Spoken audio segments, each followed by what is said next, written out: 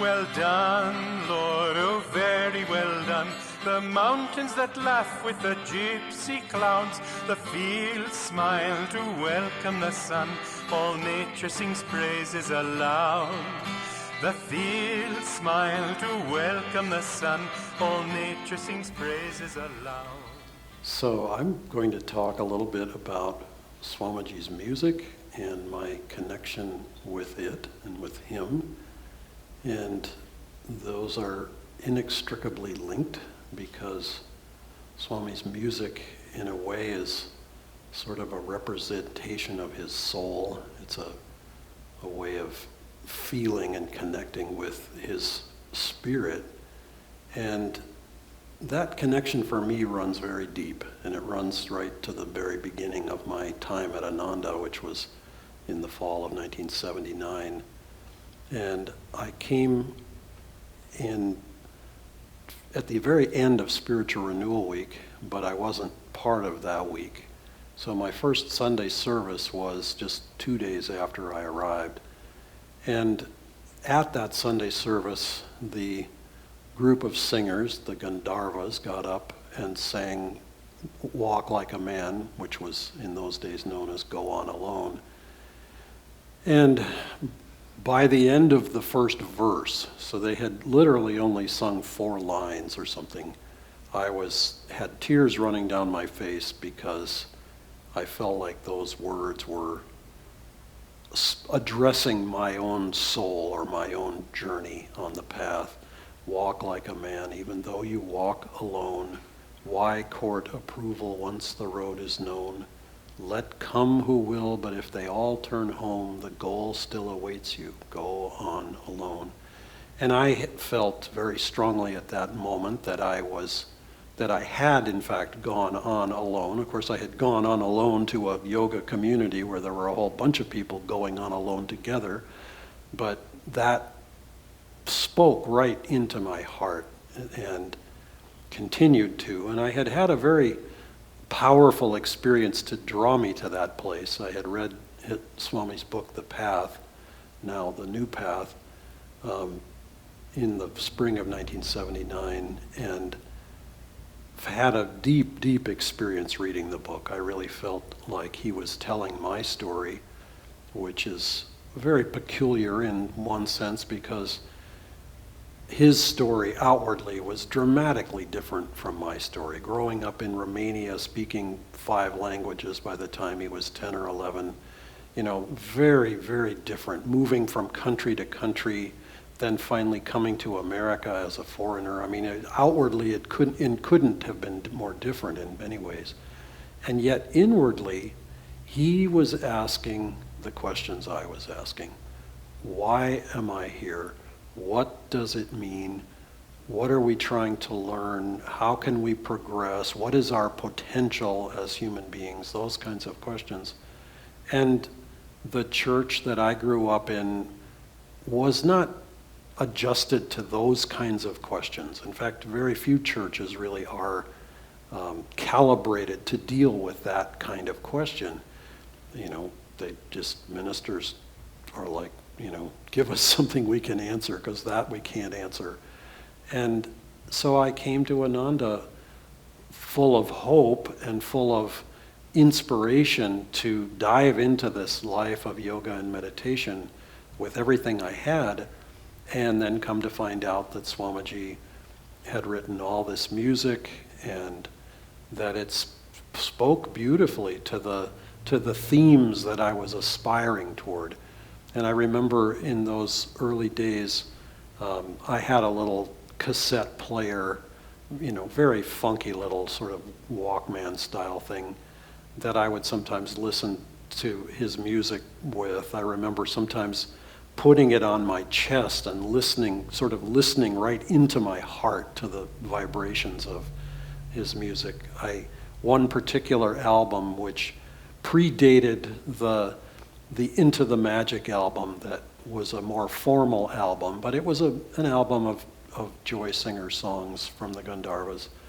I had this little cassette tape, and Arjuna, who was my employer at Ananda Construction, had a cassette player in his truck. And I remember, because I had the use of that truck to do job-related things, sometimes I would sit in the truck at the end of a day, a work day, and I just played that cassette over and over and over.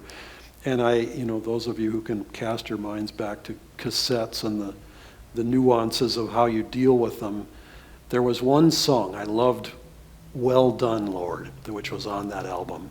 And so I had it worked out that I knew exactly how long to push rewind to get back to the beginning of "Well Done, Lord," and then I would play it again and back it up and then play it again till I finally wore the cassette out completely. But I just felt this deep love for Swamiji's music, and I finally had the opportunity after a few years to start singing in the, we weren't called the Gandharvas at that point, we were the Joy Singers, and we were the home team.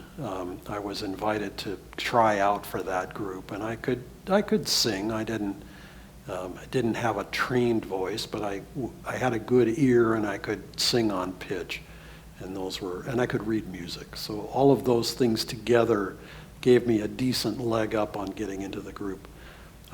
We were the home team, not the touring group. That group was often out in other places, but Ananda Village needed a group to sing every Sunday and at concerts and other special events. So I was part of that group starting in about 1983 or 84. And I just felt this very deep love for the music and a growing attunement with Swamiji, because that music could focus his consciousness into a form that I could feel in my own consciousness. It's kind of like I could guide my awareness into the streams of his consciousness where Master was showing him to live and to be. And the journey just kept on going. I mean, we put together an oratorio choir in the end of 1983 and on into 1984 when he was writing the oratorio. I was part of that group that first performed it. I was a tenor. I remember working with Salvatore Daura, from the Vatican choir director, who came and helped sort of train some of us in vocal music. And he wanted me to be a tenor, and I remember I was reaching for some of these, and he was in his 80s and he could sing soprano in true tone, no falsetto, he had an incredible voice. He could puff up like a balloon in terms of his diaphragm. I mean, his lung capacity was phenomenal. But anyway, I remember reaching for some of the high notes that are in the oratorio, and I hit falsetto on one or two of them, and he just looked at me daggers. He just was like, "Don't ever do that. Sing true tones. Don't give falsetto." Anyway, we performed the oratorio recording, which was amazing. I helped bring that program out to churches first around California, then later around the country, especially in the Chicago area. And it was interesting to me to watch how when people would come to that program, Swamiji's writing music related to Christ. He had changed the name of Ananda's legal entity from the Yoga Fellowship to the Fellowship of Inner Communion as a way of sort of aligning with this kind of broad Christian consciousness in an attempt to sort of see, are there areas that we can connect and collaborate? And he was very interested, how did people respond to his music? He really wanted to know.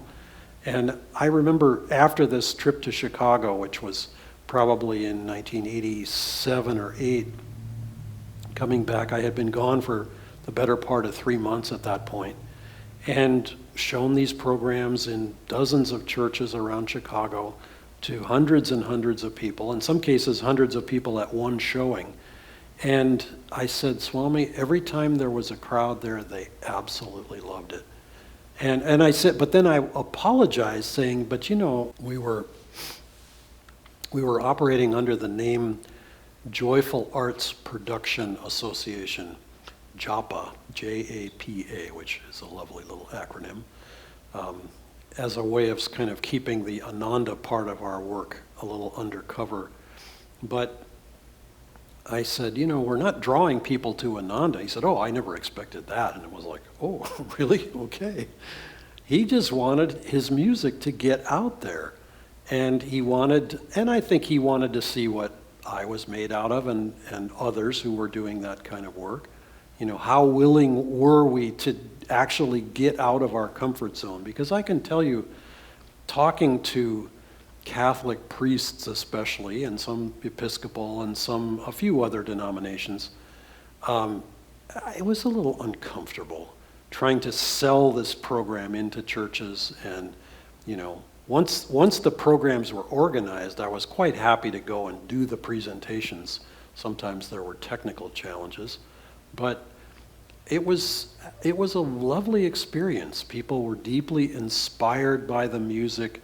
Swami wrote all this music according to the vibrations of the places he visited on his pilgrimage to the Holy Land.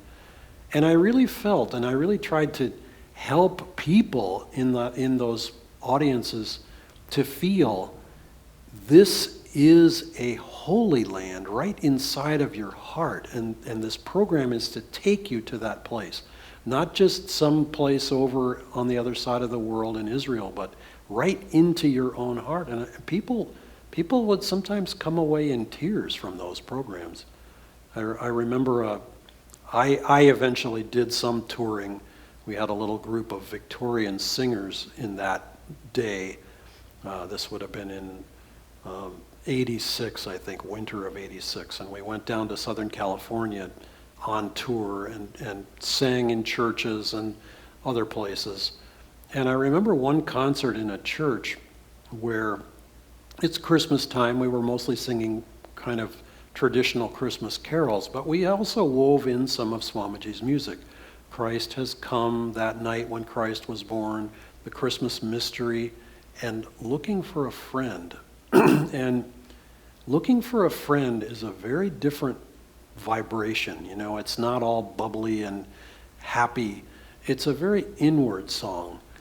And I remember, we would sing a song, the audience would clap, they would respond favorably after each song.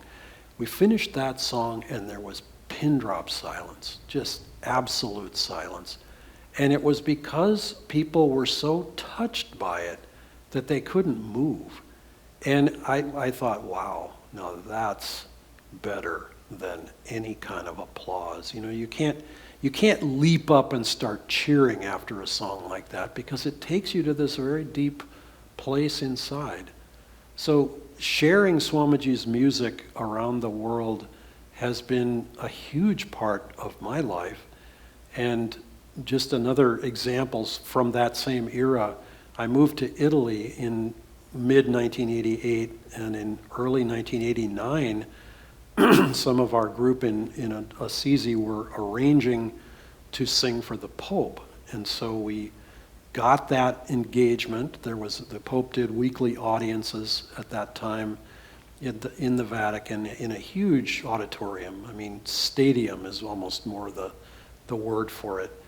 And there were 13,000 people there. And that particular event had dozens of other choirs. I shouldn't say dozens, maybe about a dozen other choirs from around the world. And because you have to get through security to get into that place, you get there a long time ahead. The Pope's audiences say at 11, and you're there by like 9:30 or quarter to 10 or something. So I mean, there's a long time before the program actually begins. Well, the choirs are allowed during that time to warm up and actually perform for the assembled or assembling group of 13,000. So we sang our song, we waited for another choir, they sang, another choir sang, and we sort of went around in a kind of informal way. singing various songs. Well, those choirs had one or at the most two songs to sing. So they sang their song, they were satisfied with it, they sat down. Another choir, etc. Well, we had dozens of songs. So when everybody had sang as much as they could, we sang, we waited, nobody sang, we sang another song. We waited, we sang yet another song. So we probably gave a small concert to 13,000 people waiting for the Pope to come out that was probably 8 or 10 separate songs. When the Pope finally did come out and our turn came, we sang Thy Light Within Us Shining. And we did have another backup song, because if he really liked the music, he could ask for another song. But because there were so many people and so many other groups, I think he felt a little constrained on time. But it was clear that he really enjoyed the music. And then he came around and greeted everybody afterwards, and I got to shake his hand, which there's a picture of my hand in his hand, and I'm completely obscured by other people right in front of me. It was this very kind of feral moment where everybody's trying to get at the Pope. It was very interesting. But seeing Swamiji's music in so many different environments, so, in different places in Italy we sang. Later, some years later, we moved to India after a stop in Seattle, and we sang, in the Seattle area. We sang in India, all over the country. And I can tell you, going to India, I asked Swamiji, should I bring my guitar with me? And he said, he paused for a while, and he finally said yes. And I said, well, okay. And then I thought, well, I've got the thing here, and I was going out on a lecture tour around India. First stop Chennai, second stop Bangalore, next stop Calcutta, and final stop Mumbai. Let me bring it with me and see how people like it. And so I would start a program with a song, something like Walk Like a Man, for example, and people loved it. It was amazing. Or I would sing Peace.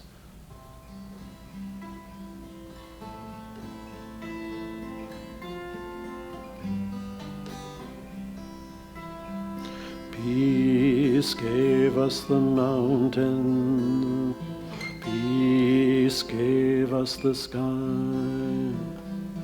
Nightly when starlight enfolds us, peace is its lullaby. Amen. Amen.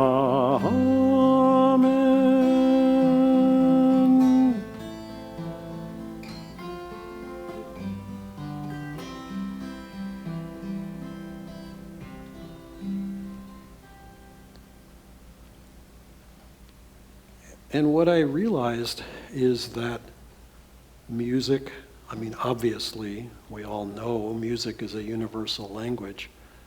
I thought, well, having this guitar, this 12-string guitar, is going to be very odd for people in India. And I suppose to a degree it was, because American-style guitar music, folk-style music, which is a fair amount of what Swamiji's vocal music is, you could sort of describe it that way, is an unusual genre for India.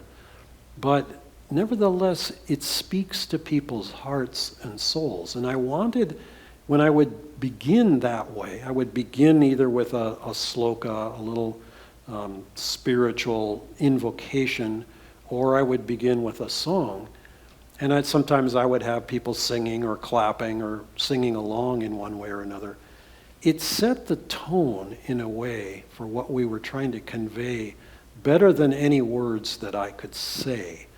And I knew going in that my accent, first of all, I had to acknowledge that, yes, I have an accent. I have a very horribly American accent, which makes it hard for Indians to understand English. I sort of had to speak slowly. I had to articulate clearly, get those T's in there at the end of the words like Swamiji taught us to do in our singing. but that music would go right into people's hearts.